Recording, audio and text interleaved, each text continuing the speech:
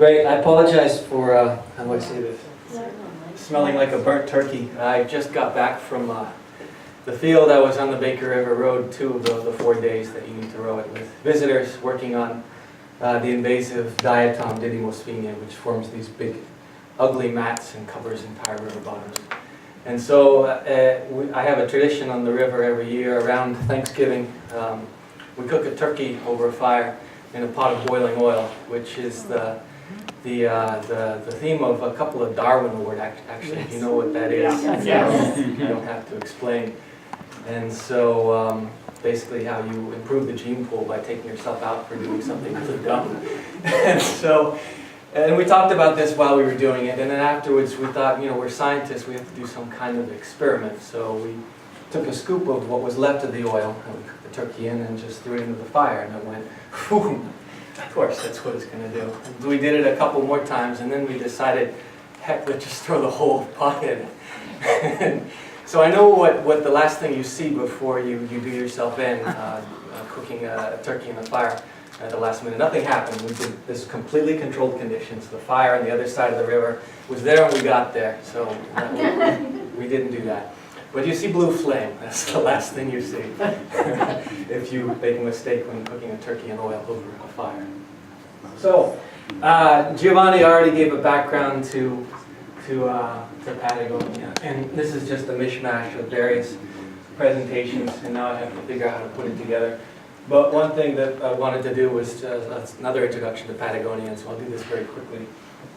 Patagonia is sort of a myth that the name comes from the first encounters between European explorers and Indians with big feet. And there's some linguistic experts that will say, well, that doesn't make any sense. What's a goan with a big foot? And there's another more interesting explanation that I've read about and can't verify that. Well, Stephen King, popular books. At that time, in the 1500s, there was a popular book, and I don't remember the title, but there was a mythical beast in this book called the Grand Patagon. And so when Magellan was sailing and exploring and reported back to his king, he talked about this fantastic country where he encountered the Grand Patagon and probably slayed it and claimed it for his country. And so I'm thinking about how that happens and how sometimes when we do these sorts of things, science and exploration, we kind of like to embellish. You can imagine the first draft of this report was, went sailing, there were some big waves, all of us got sick, nothing else really to report. And the second draft included the Grand Patagon, and that's what finally was published. So, Patagonia is I have a clicker, a way to move this without going over there. Oh, no, well, I can do it. All right. Now you work for me. I haven't slept much, I'm sorry. No filter. Drove 6 hours. So Patagonia is a land of ice, landscapes, beautiful landscapes of ice. The next. A dramatic landscape in terms of climate and how that climate forces or changes the vegetation and what you see.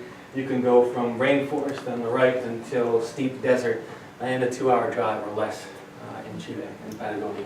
The next, please. And from my perspective, being a limnologist, the kinds of rivers that you can see in a quick circuit of about 50 kilometers, and this is near Puyo Huapi's up at the top there. Rio Ventisquero, a glacier river, Rio Keolac, which is a mountain snow melt stream. Bosque Encantado, which is a dystrophic system, a system that has water the color of actually the Rio Travieso, dystrophic, the water the color of tea because of all the organic matter, bogs. And Bosque Encantado, which is a rainforest stream, all within 50 kilometers. And to see the same thing in the United States, at least, you have to drive about 2,000 or 3,000 kilometers. So really dynamic landscape over short distances. The next, please. It's a landscape that is, we like to say things are pristine, and there's very little left on the planet that's pristine. But there's a lot of places here in Patagonia, Chile, and Argentina that are very close, including what we think are the largest examples of intact deciduous forest left on the planet. They're above 1,000 meters where the snow happened to be at the time when most of the fires occurred here. And for me that's important because an intact forest that completely envelops a stream that's starting to form, various tributaries that come together, affects everything downstream. So the way nutrients and carbon and materials go down into the stream, also to the width of the stream, the physics. So we started with the idea that streams in these intact systems are narrower than streams that we see elsewhere in the world, and that's because all the other streams of this type of forest are on the left. There's no reference. The reference condition is here. So very important landscape as well, because it's pretty close to pristine. The next. Dynamic physical landscape, landslides that can happen anywhere at any moment, watch out. Next slide.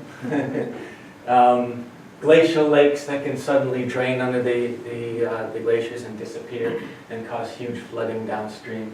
I'll talk a little bit more about that later. And of course volcanoes, very dramatic effects of volcanoes and landslides in volcanoes that happen at the same time as we see in Chaitén. And this is not a winter photo, this is summer in the past. In Volcan Kauya, I was there. I was probably one of the first vehicles to be rejected at the border. Went up to the border and the sign said transitable, which means go ahead and pass, but the lady came out screaming, volcano, volcano. So that was the indication that we had to turn around. Anyways, next slide.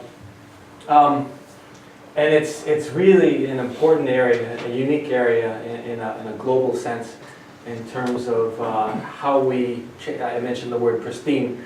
Nothing is pristine because we change things on a global scale, mainly through the atmosphere. These maps show that nitrogen deposition, and these are models in part, so focused on the middle, this is close to current conditions. Nitrogen deposition is practically non-existent here in terms of pollution. The landscape from, well, let's say China, I hope nobody's here from China, but industrialization in Asia, one of the places that's least affected would be this region. The next one. Same is true for mercury and sulfur deposition. And so the soils are pretty close to being reference conditions, pristine conditions here in the streams as well. Next slide. And also in terms of agriculture, there's this trajectory between a agricultural-based economy that's basic, that's not mechanized, to one that uses fertilizers, that uses machines, that plows the soil. And that transition causes a very big change in air quality and water quality. And it hasn't happened here yet, one of the few places in the world. On the drive from the airport, you may have seen a few areas where they were plowing. That's just starting to happen in the last few years. So the question is whether they will continue to do that on a wider basis. How will that affect the landscape? Are we going to make the same mistakes that we've made elsewhere, or can we find a way to manage it better and minimize the impacts to streams? And I'm talking about streams and lakes, but everything that happens there on the soils, the streams and lakes, eventually gets down to your systems, the ocean. The next slide. Interesting cultures, interesting people. This man is holding those trees apart. He's moving cattle down the road so that you can wait for a while he does that. The next slide. The culture of mate, which is really interesting. It's like coffee, except if you're not used to mate, it will really mess you up for a little while until you get a tolerance. So a traditional mate drinker from Germany, actually. The next slide. And just incredible places like this picture from Tortel, which was mentioned earlier, one of the ends of the Austell Road. And they ran out of pavement, so they built the rest of the roads in wood. That's actually cedar trees. The economy was originally based on the harvest of rock-resistant cypress trees. And it's just such a fascinating place. I don't know anywhere else like it. Next slide, please. And of course, with the humans and the human culture, there are impacts, there are fires, and that's probably one of the most important ways which affect the landscape is through uncontrolled wildfires. And some controlled wildfires that you see that happened in the city last year during the protests. Next slide. And really interesting wildlife. There's not, if you talk about diversity, making a list of how many species there are, and the place with the longest list of species wins, that sort of thing. This is not the tropics. But what you see here is often very, very different and very unique, if that's the correct word. You see the huemul, which is a native deer, but different type of feeding, different type of habit and habitat, and very, very rare, hundreds of individuals left known in the world, and a large part of the population is here in Aysen. The southern goose, which would be sort of the equivalent of Canada goose, the ibis banduria notro, which is from a family that's endemic to the southern hemisphere, and has roots that are specialized to get phosphorus from volcanic soils. So the fauna may not have high diversity, but it's very interesting and unique. has that value in the floor. Next slide. It's a land where sheep and dogs live together in harmony. Next slide. And then, not mine either. He just chases them for fun, but the sheep don't know that and they get really scared. So, and then on a more serious issue, it's a landscape that's changing very, very quickly, and Giovanni mentioned the salmon industry and the trajectory that's happening, and this is that my, or yours? Yours quack like a duck? It's my duck. iPhones. So, this is just the same thing that Giovanni explained, but graphically, the existing concessions for salmon farms and the land concessions, and you can see them starting to move into this area that we're in now. Next slide. And then the other end of the controversy on the terrestrial side is, wild and free rivers or hydropower. And I might touch on that a little bit, but just to say that this is an area that's very important, but also changing very quickly, and it's happening right now. Next slide. So I'll focus on the area that I've worked on the most in the years that I've been here, the Baker River, starting at Lago General Carrera or Buenos Aires, or Chalenco if you're indigenous, and running 180 kilometers down to the fjords in Tortel. And one thing to note about the system is that what's driving the Baker River is the second largest lake and seventh deepest lake in the world, second largest lake in South America.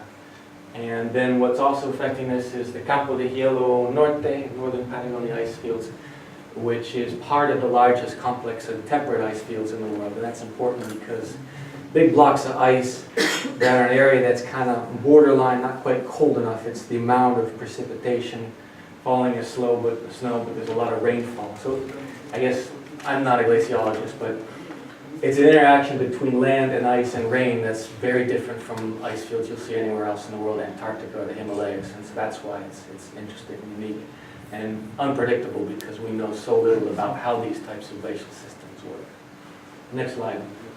So this is the boring title of the work that I've done for most of my life here. Next slide. What happened? Okay, so silica. When I first got here, I participated in a meeting in Puerto Bertrand, a science meeting, and it was my orientation to the types of things that people are interested in talk about here. And I saw a presentation on the fjords and the outlet of the Baker, and a lot of people talking about diatoms and being very important. And I knew that they were important. But they also talked about how silica was very important to diatoms, and they used silica as a very important part of explaining the food web in the coastal fjords. And this was based on two sample events, one in the summer, one in the winter, if I remember correctly.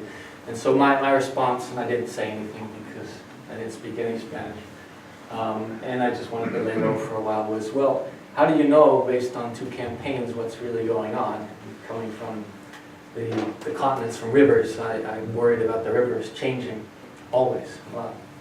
10 days ago we had a peak flow, which is probably about a month earlier than anything I've seen in 5 years.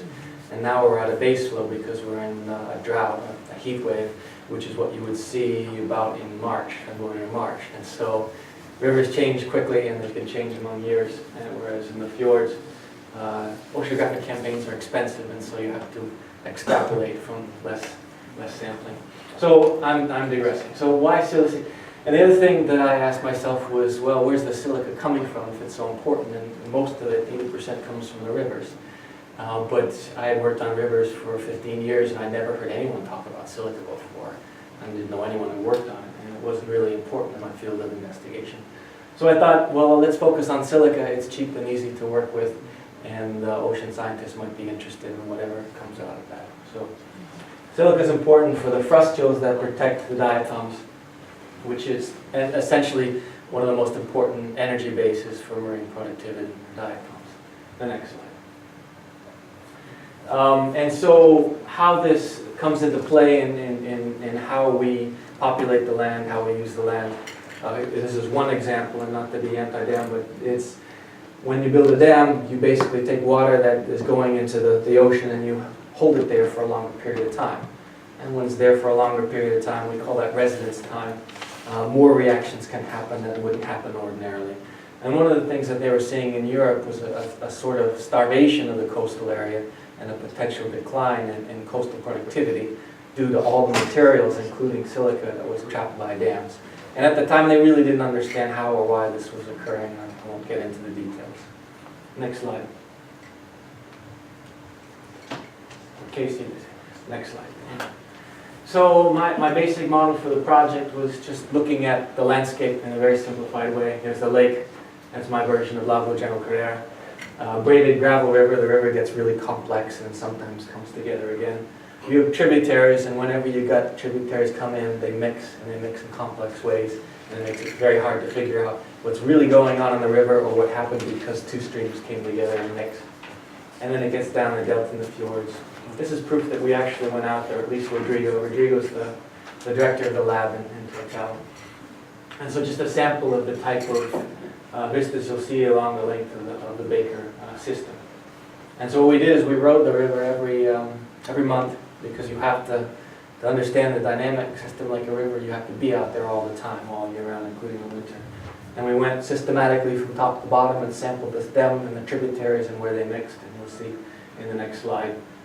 A lot of, keep going, one more. Algebra and strange symbols to try to explain the river and what we were doing. Forget about up here, but we'll just look at that lake, and then the fjord is down here, and every diamond is a point where you do a sample. A closed diamond is where there's a measurement of discharge that's operated by the State Protección General de Aguas that monitors the flow of water in the river.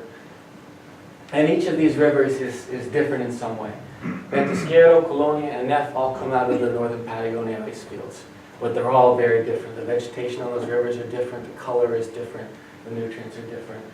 And then on the east side of all the tributaries that come to the Baker is Chacabuco, Cochrane, Saltos, Ñaris, Vargas. Chacabuco comes from the Pampas. Cochrane is another large lake drainage, so very stable flow. Saltos comes from snowmelt.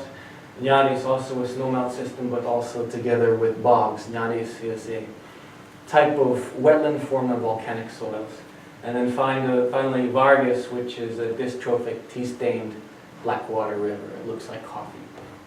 And it's because when you get down here, there's so much rain, there's so many bogs, the water is just saturated with organic matter.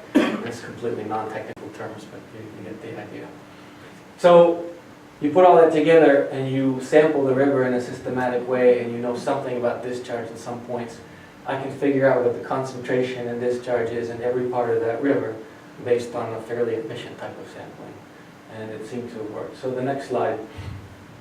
And so ultimately what I wanted to get at was the load to the fjord, what comes out of the river, so that I can show the coastal scientists, the oceanographers, how to think about one thing that has a big role in enforcing the fjords and coastal systems. So there's two curves here. One is concentration in the pink, and then load, which is in the blue. And load is just concentration multiplied by however much water was coming out of the river on that day. And you can see they're almost the inverse of each other, one general pattern. In the summer, concentration of silica, for example, we'll just use that as the model, is low, and in the winter it's high. But load, the amount of silica that goes in the fjord during the day, is actually higher in the winter, and low, actually inverse. Lower in the winter and higher in the summer. So which one is important? Is it concentration or is it load? And that starts getting into physiology, and it gets into whether you're stuck on a rock or stuck in the sediments or in the water column. And I won't really go into too much detail because it's not my area of experience. But I'll explain it another way. The next slide. Well, it's just another example of showing loads at different scales. I'll go back to that next slide. Jump ahead one more. These are in the wrong order. Okay, so how to explain, in what case might concentration be important, in what case a load might be important. The next one, and one more. Oops, go back one. See, I have you lost. I'm sorry. So, I can't see what's up there, but this is the summer effect of the river on the Baker Fjord system, which would have a smaller arrow, but a larger area of influence. That's being said. The concentration at any given point in the fjord is not so much higher than it would be.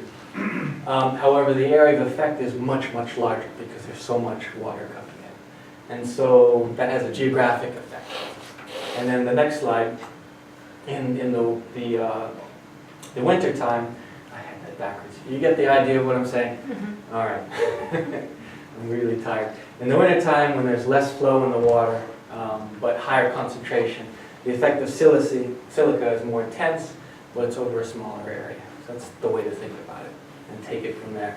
So go back 2 slides, or 4, however, to jump on the ones that I skipped. This one. So you can do the same thing for organic matter, organic carbon, organic nitrogen, silica, and then what you can do with that that's interesting is that these things aren't always in synchrony. The carbon might come at this time, nitrogen at this time, phosphorus at this time, and silica over here, but any given organism may need them at the same time. And so you start to get into really complex dynamics of what's happening with mixing in the fjords, and I don't know anything about that. So, and then another interesting part of that is going back to the silica loading. You can see part of that is coming from the lake. It's this very slow, stable sine curve. And on top of that is the effect of the glaciers that are contributing silica on top of that. So it's 2 curves on top of each other. You just add them up. And so what you can take from that, what you can do from there, go to the next slide, is that discharge that's coming just from the glaciers is related to temperature. And so I just plotted that discharge, any point on that really complicated curve, against their temperature, and saw at what time do they make the most sense. And the best fit, the most sense, happened when I put in a delay of 2 days. And that's the amount of time it takes from water to get from the glaciers to the fjords. And so it's a moderately weak relationship. There are other factors. Rain can have a much bigger factor, but rain is harder to predict. But what that basically says is that air temperature could potentially control a certain percentage of the materials, the nutrients that get to the fjords. Kind of interesting interaction there. And so that's one example of looking at the continents, looking at the rivers and lakes, and thinking about how natural systems work there and how we affect those systems, and how that ultimately will affect your systems. Okay, next one, and keep going. We'll skip that. So one other interesting thing we saw in this project was with nutrients, nitrate and phosphate are always important. We always talk about the letter N and the letter P. And it seemed to be fairly low for most of the rivers. Nitrate was fairly low, pretty close to 5 to 7 micrograms per liter, and phosphate right at or about the detection limit. And there's really only one lab in Chile that can reliably measure phosphorus in continental waters with any accuracy, and it's very close to their ability to do so. And that's interesting when we talk about invasive algae, Didymosphenia, because that algae is living right at that threshold of what we can detect. If we have time, I'll explain that in more detail. But what pops out of here is that one of those glacial rivers, the one that says COL, Colonia, is not like the others. It's like Sesame Street. And so one of these things is not like the others. And the question is why? What the heck is going on? And I've been trying to figure that out in the 2 years since I ended this project, and I'm trying to finish up the writing, the part that doesn't make sense. And so I've gone back to sample a few more times. I didn't have time to put that material in, but basically the Colonia system, we'll go to the next one. I have some pictures actually. So this is Rio Colonia. Rio Baker is here. Baker runs like this, following fault lines. Colonia comes in at kilometer 80 or so. And upstream of Colonia are a couple of glacial lakes, including this one called Lago Cacheptos, which is dammed by a tongue of the glacier. And what happens is when you have that situation, especially when a glacier crosses the path of a valley and then follows down valley, it'll block the water upstream, form a dam. That water will fill up, but you also get conditions that are very unstable. And so every once in a while, and this is very hard to predict, the water will find a route through and drain very quickly. And this is sort of a small-scale version of, if you've heard about Glacial Lake Wisconsin, or Glacial Lake Missoula in the northwest of the U.S. Enormous lakes that, through over time, just completely disappeared and filled up again. we're seeing this happening in the ice fields. And so this started happening, at least on the record that we know of, started happening in 2008, in April 2008, and it's occurred almost every 3 to 4 months since then, almost like clockwork. The lake fills up, develops enough pressure, forces the water under the ice, it erodes very quickly, and the lake drains. The next photo shows an example of that. So this is the lake, empty, near empty, and you can see the water line where it usually is, and then starting to fill up. So a lake the size of 2 Koyakis, more or less, disappearing in 12 hours. And the discharge in the river, 1,200 cubic meters per second. I don't know if that makes any sense at all, but 1 cubic meter per second is like 1,000 basketballs going by you in 1 second, or footballs. 1,200 cubic meter per second is like 120,000 basketballs passing by you. That's a lot of water happening. That's a typical flow, 1,200 cubic meters per second. And when this growth happens, the Baker is no longer in charge of the river. Rio Colonia is in charge of the river. And so it'll go from 1,800 cubic meters per second to 4,000, or up to as much as 4,800 in 12 hours. And so that's very dramatic. And you can see the hydrograph of the Baker, the long, slow, stable discharge from the lakes. And then downstream where the glaciers are, starting in April 2008, boom, one flood. 4 months later, another. 2 months later, another. 2 months later, another. This river right here is a very different river from this one right here. It's a change in state. And that can potentially affect all of those interactions I was talking about, how rivers and landscapes affect the coastal area. And this may be a major one. In general, about 5% of the sediment from the entire year that comes out of the Baker, and Baker is a dirty river. It looks dirty. There's a lot of turbidity. About 5% of it comes from just these events, these short events. The next one. And so, I guess to summarize this slide, participated in a paper that came out of a workshop that we sponsored. It basically brings up the obvious question. You want to build infrastructure in a region that has temperate ice fields we don't really understand very well. And so it's a very dynamic landscape, and you put the two in the same place, well, you better know what you're doing, basically is the point of this. It's kind of obvious. Next slide. And then one of the other things that we observed just spuriously in the project was looking at the silica that came out of various small watersheds that all flow into the Baker. The red areas, the warm areas have a lot more silica, the yellow areas have less. And there's one river that stood out, Rio Ibanez, which you might see if you drive further south. There's a lot of dead trees in that photo there. That the river was inundated by a lahar, a massive mud water slide in the 71 eruption. 71 eruptions when we realized that Hudson was a volcano. Nobody really knew, at least in the scientific, technical community. And that activity of the volcano corresponds with high silica levels. And so what I'm working on now, what we mentioned in the biography, is try to figure out how volcanoes affect quality of the water, but also how volcanoes affect productivity on land and rivers and all the way to the ocean. And so the general gist of the general hypothesis of the project is that, well, the Hudson volcano may be affecting Rio Ibanez right now, still 30 years later. But then it has to pass through the lake that has, we don't know, we don't have bathymetry, but maybe a residence time of 40 years. So any effect on Ibanez is eventually going to get out into the Baker, but with a time delay, maybe 30, 40, 50 years. So volcanoes are responsible for a lot of productivity in the landscape. Agricultural soils, the best ones in Chile, are volcanic soils. They also cause damage, and so it's sort of a trade-off between the two. But very interesting dynamic interaction between lands and waters in the ocean, apart from volcanoes, apart from ice fields. Okay, next slide. I think I'm going to kind of wrap this up. So I think, I don't know much about the fauna. I used to work with animals, plants. I used to be a plant biologist, frogs, fish, whatever, but here I just do water chemistry. I fill bottles with water. But there are some interesting things to know about the Baker in terms of the wildlife. And two of the things that came out of the environmental studies was that they encountered two fish, one a galaxid, which at the species level was already native to Chile, but the genetics show that it's very different from other glaciers nearby.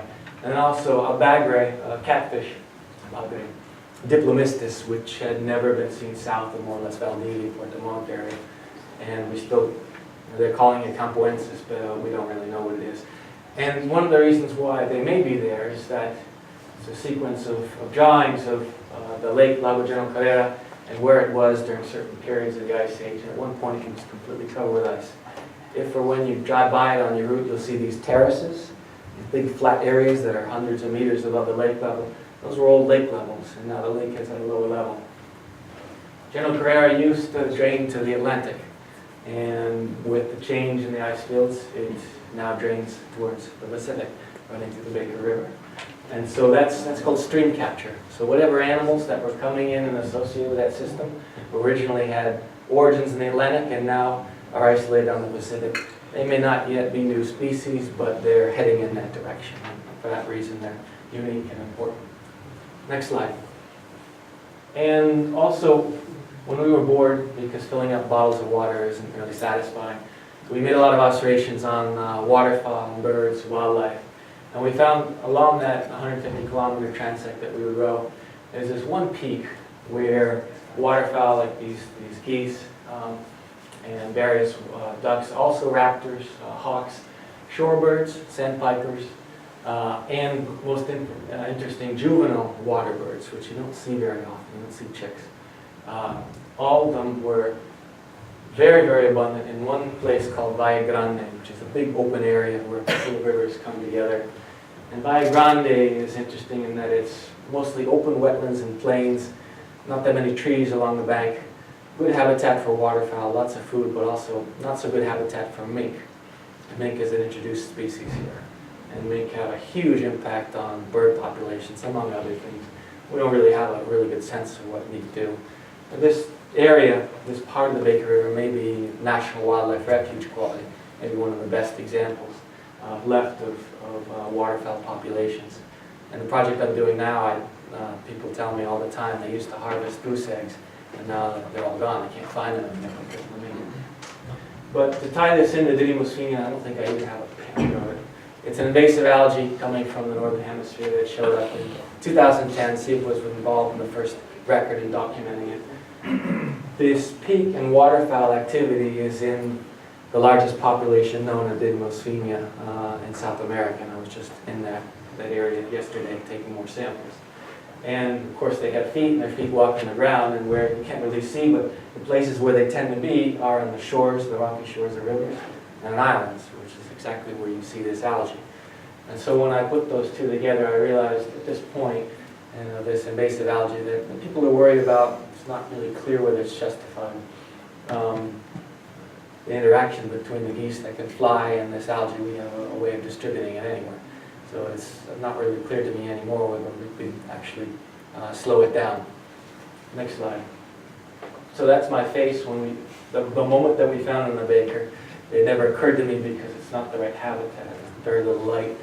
The trip that we just did the past 2 days, we went out with a light meter to measure it. And it changes the way we think about the adaptations of this organism, but there's enough light for photosynthesis and keep reducing.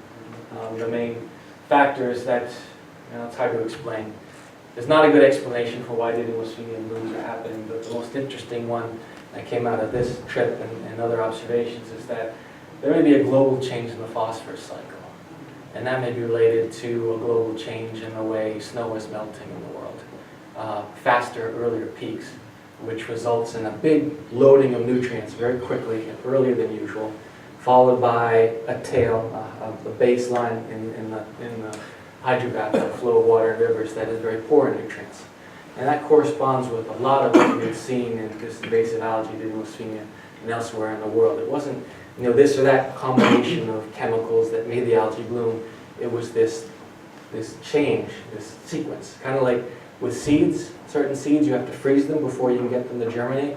With this algae, it has to see a pulse of phosphorus so that all the cells reproduce, and then starvation of phosphorus so it starts growing these stalks like a tree would invest in wood. And that's when you see the blooms.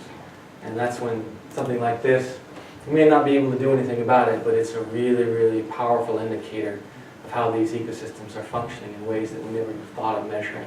And the problem is phosphorus, that explains this story. There's only one lab in Chile that might be able to work with those levels. Very few labs in the world. So, interesting, complicated systems, and it all ends up on your shores. Next. So, you can't really see that ending with just a general statement on hydropower. There's nothing new about hydropower in Aysen. You know, when Endesa was still a state entity, they estimated that Aysen had the potential for more than 8,000, as Giovanni mentioned at the time. They thought 11,000 megawatts of energy could be produced in this region. So my only comment is that's been on the table for 40 years. And so we're just now starting to see changes resulting in ideas that are quite old. And a lot of this really has to do with planning, I think, not only science. Science can help with planning, but planning for the future. And it seems to me that hydropower on the Baker River in Chile is controversial because we just didn't really think about it until it became an emergency. So the next slide will sort of wrap it up and how planning relates to all of this. There's an element of risk that we're not really adequately dealing with, the dynamic ice fields and the floods. There's the element of alternative sites. Are there other places to build that are better, that have less impact? And that goes with the alternative conservation value. What's important? Is there a river that we want to leave alone? Build some dams on others? We haven't asked that question. The idea of energy security. Well, that's important because hydropower, Chile needs energy security because most of its energy is imported. The idea of mitigation. How do you mitigate? Well, creating houses for fish like a fish reef in the ocean, which is proposed in some other recent projects. Probably won't work on rivers. I've never heard of anyone proposing it. Mitigation. You can build a project, but if you find ways to minimize the impacts, that's better, isn't it? Right now it's not very good. And energy efficiency always comes up with their alternatives.